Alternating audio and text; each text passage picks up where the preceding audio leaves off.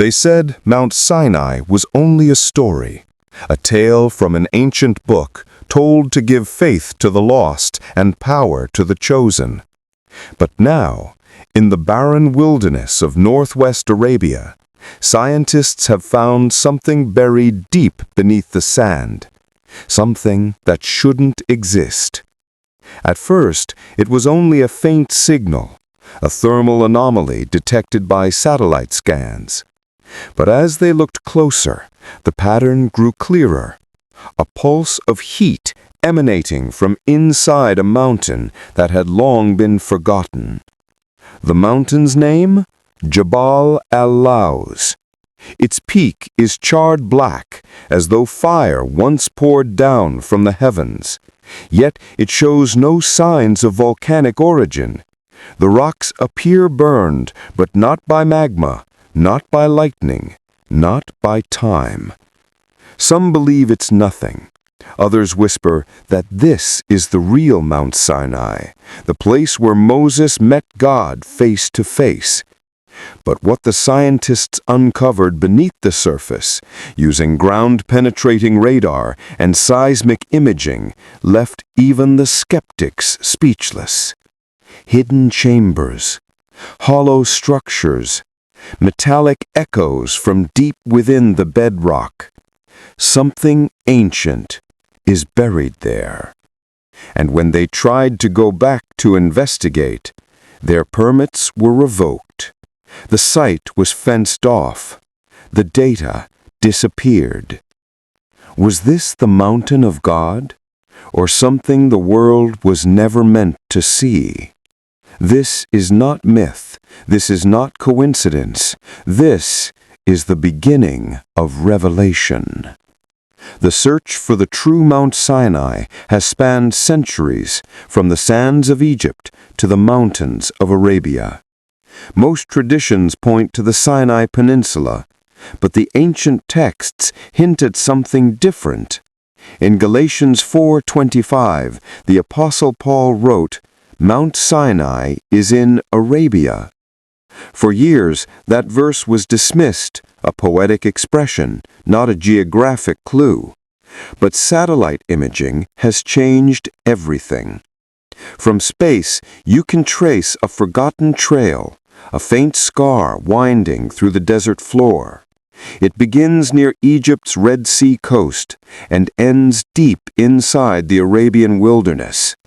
Along this route lie dry riverbeds, charred stones, and the ruins of ancient encampments, as if an entire nation once passed through.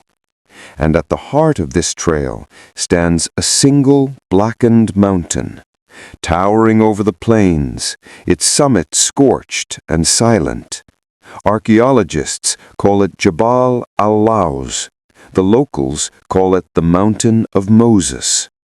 Here, explorers have found boundary stones that form a perfect circle around the base, exactly as the Book of Exodus describes. Set limits around the mountain and consecrate it. But that's not the only match. Near the southern slope lies a massive split rock, smooth from water erosion, though the desert around it hasn't seen rain for centuries. Some say this is the very rock Moses struck when water gushed out for the Israelites. Coincidence? Or the first clue that the Exodus was more than legend? The deeper the scientists dig, the clearer the pattern becomes, but the more dangerous their discovery grows, because the next scan they run reveals something that defies explanation. From a distance, Jabal al-Lawz looks like any other desert mountain, silent, jagged, timeless. But as the expedition team draws closer, its summit glows dark and unnatural. The rock at the top isn't gray or brown like the others around it. It's black, glossy, almost melted. Yet the region shows no trace of volcanic history. No ash beds, no lava flows, no fault lines, nothing that could have produced this kind of heat. Samples taken from the peak reveal something startling. The outer layer of stone has been vitrified, meaning it was once liquefied by temperatures exceeding 1500 degrees Celsius, the kind of heat produced not by nature, but something else entirely. Scientists are baffled. Some propose lightning strikes, others military testing, but neither theory fits. The burn patterns stretch evenly across the summit, not in random spots. It's as if the entire mountain was once engulfed in fire from above. And that description matches only one source, the Book of Exodus. Mount Sinai was covered with smoke because the Lord descended on it in fire. The deeper they climb, the more the evidence defies science.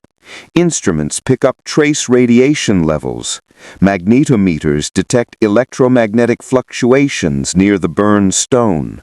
The ground itself seems charged. Then, something strange happens. The temperature readings begin to rise, slightly but steadily, though the air around is cold. It's like the mountain is alive, one researcher mutters. But when they reach the summit, they realize the fire may not only have touched the surface, something beneath is still burning. The team descends the blackened slope in silence, each step crunching through scorched gravel. But halfway down the mountain, the landscape changes. A massive formation juts from the sand. Two colossal slabs of granite split clean down the center, standing nearly 20 feet tall. The crack is so deep it disappears into the earth. The ground below shows patterns like waves frozen in stone. One of the hydrologists kneels beside the base. The rock face is smooth, polished, as if water had rushed through it for centuries. But there's no spring here, no river, no trace of moisture for miles. Impossible.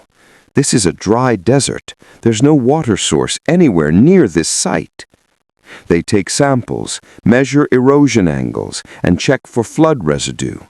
Yet every test points to the same conclusion. This rock was shaped by flowing water. Someone recalls a passage, hesitant at first. Strike the rock, and water will come out of it for the people to drink. Exodus 17:6. No one speaks for a moment. The wind howls through the valley like an ancient echo. Could this be the very place where Moses struck the rock in the wilderness? The geologist dismisses the idea. We're scientists, not pilgrims. But another member quietly points to faint markings along the nearby boulders, strange, wave-like carvings, almost like ripples turned to stone. What they don't yet know is that this split rock is just the beginning. Beneath the sands surrounding it lies a forgotten altar, one that tells a story darker than water and stone. By the 5th day, the desert had swallowed the team whole. Their drones buzzed over miles of shifting dunes, when one operator spotted a pattern half buried in sand. At first it looked like nothing, a few stones forming a rough circle. But as they brushed the sand away, a perfectly round platform emerged, 30 meters across, encircled by carved slabs. The deeper they dug, the stranger it became. Etched into nearby rocks were images, bulls, calves, and horned figures. The engravings were crude, but ancient, each line chiseled deep into the desert stone. The archaeologists froze. None of it matched Islamic, Nabatean, or early Bedouin art. These carvings were far older, Bronze Age, maybe older still. The team leader shook his head. This makes no sense. There was no settled culture here at that time. But someone whispered the words that sent chills through the camp. They made a golden calf and said, "This is your God, O Israel, who brought you out of Egypt." Suddenly, the images on the rock weren't random. The circular altar, the animal carvings, the burnt summit above, they all fit the pattern of one event that defied history and faith alike. Was this the very place where the Israelites built their forbidden idol? The lead geologist scoffed. "Coincidence. Don't let superstition cloud your data." Yet as they photographed the site, they realized the stones formed a perfect orientation, aligned east to west, just as ancient desert altars were described. That night, the local guides warned them not to stay near the circle. The next morning, the sun cut across the dunes like a blade. The team spread out to map the terrain around the blackened peak, but the satellite scans revealed something impossible. Dozens of evenly spaced stone markers formed a vast arc around the base of the mountain, waist-high, roughly cut, and perfectly aligned. Each pillar stood about 20 meters apart, curving around the mountain like a silent barrier. The archaeologists followed the line for hours until it vanished into a dry ravine. It wasn't random. It was deliberate, planned. One of the historians flipped through his worn Bible and found the verse he'd remembered since childhood. "Set limits for the people around the mountain and tell them, be careful not to go up the mountain or touch the foot of it." Exodus 19:12. The camp fell quiet. Even the skeptical team leader couldn't explain why ancient stones would encircle a mountain known only for isolation and heat. Who would build a boundary like this out here, centuries before Rome? One asked. The local guide's answer was simple. The people who feared what came down on that mountain. That night, the winds shifted. The air grew thick with dust, and static filled their equipment. Their drones malfunctioned. The temperature sensors glitched. And somewhere near the base of the slope, a faint vibration trembled beneath their feet, like a heartbeat in the rock. The scientists called it a geothermal anomaly. The villagers called it something else. They said the mountain was not to be crossed. But the next day, men from the Saudi Heritage Authority arrived and sealed the valley shut.